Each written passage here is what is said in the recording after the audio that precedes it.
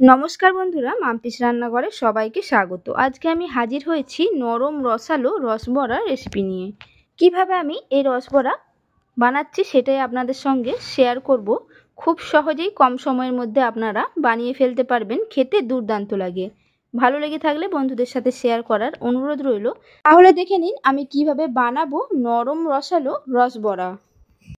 এটা বানানোর জন্য সবার প্রথমে আমি একটা বাটি বসিয়ে নিয়েছি বড় সাইজের। তার মধ্যে দিয়ে দিলাম জল। আমি এখানে বড় কাপের 4 কাপ জল দিয়ে দিলাম। আর দিলাম 400 গ্রাম খেজুর গুড়। বাটির মধ্যে অনেকটাই গুড় লেগে আছে, তার জন্য আমি এই বাটি ধুয়ে দিয়ে দেব জল। এরপর এই গুড়টাকে আমি নাড়তে থাকবো আর খুব ভালোভাবেই ফুটিয়ে নেব। এদিকে গুড়টা হতে থাকুক। আমি এখানে আগের দিনকে বিউলির ডাল ভিজিয়ে রেখেছিলাম সারা রাত, প্রায় 6 থেকে 7 ঘন্টা ভিজিয়ে নিয়েছিলাম। দেখুন ডালগুলো ফুলে ফুলে উঠেছে। ডালটা আমি ভেঙে দেখাচ্ছি, ডালটা অনেকটাই ভালোভাবে ভিজে গেছে। এরপর এই ডালটাকে আমি পেস্ট করে নেব। তার জন্য নিয়ে নিলাম মিক্সিং জার, দিয়ে দিলাম বিউলির ডাল। আমি এখানে পুরোটা বিউলির ডাল দিইনি, আর একবার বিউলির ডালটা পেস্ট করে নেব। দিয়ে দিলাম জল। এরপর এই বিউলির ডালটার একটা মিহি পেস্ট বানিয়ে নেব।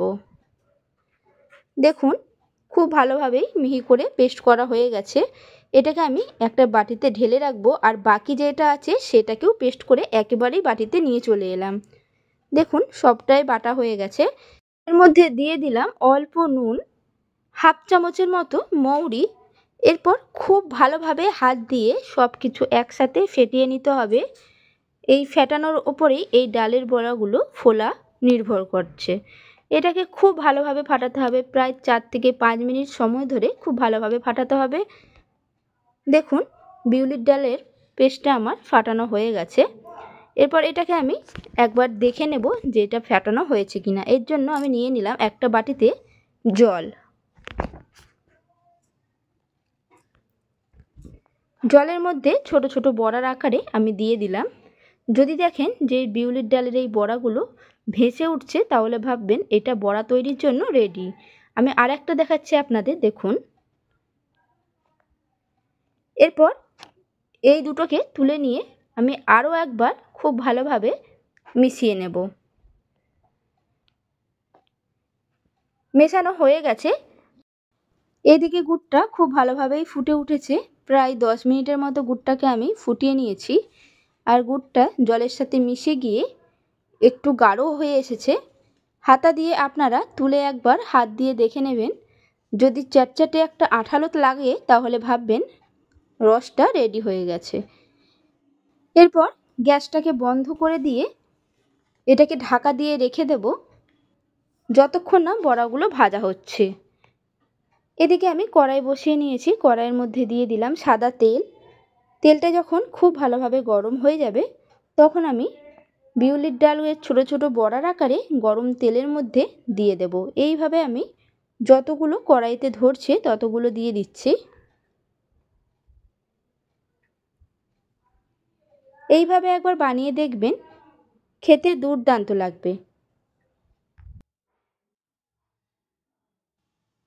3 থেকে 4 মিনিট পর বড়াগুলোকে আমি উল্টে নিচ্ছি। দেখুন একটা পিঠ ভাজা হয়ে গেছে। এরপর সব বড়াগুলোকে তুলে নিয়ে উল্টে পাল্টে লাল লাল করে ভেজে নেব।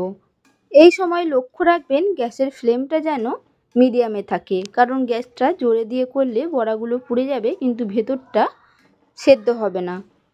দেখুন বড়াগুলো লাল লাল হয়ে গেছে। এরপর এই বড়াগুলোকে আমি তুলে নিয়ে ওই গরম রসের মধ্যে দিয়ে দেব। রস থেকে ঢাকনাটাকে খুলে নিলাম। দেখুন পুরো গরম আছে। এর মধ্যে বড়াগুলোকে দিয়ে আমি আবারও ঢাকনা আটকে দেব বাকি বড়াগুলো ভাজার জন্য। ওই একই তেলের মধ্যে আবারও ছোট ছোট আকারের বড়াগুলোকে দিয়ে দিলাম। একইভাবে সব বড়াগুলোকে আমি উল্টে পাল্টে লাল লাল করে ভেজে নেব। দেখুন ভাজা হয়ে গেছে। এরপর এই বড়াগুলোকে আবারও ওই গরম রসের মধ্যে দিয়ে দিলাম, আর খুব ভালোভাবে মিশিয়ে নিয়ে ঢাকনা আটকে রেখে দিলাম 5 থেকে 6 ঘন্টার জন্য। এতে কি হবে, বড়ার মধ্যে রস ঢুকে বড়াগুলো ফুলে উঠবে। ঘন্টা পর ঢাকনাটাকে আমি খুলে নিয়েছি। দেখুন রসটাও অনেকটা কমে গেছে আর বড়াগুলো খুব ভালোভাবে ফুলে উঠেছে। রসগুলো বড়ার মধ্যে ঢুকে গেছে। আপনাদেরকে আমি একটা তুলে দেখাচ্ছি। দেখুন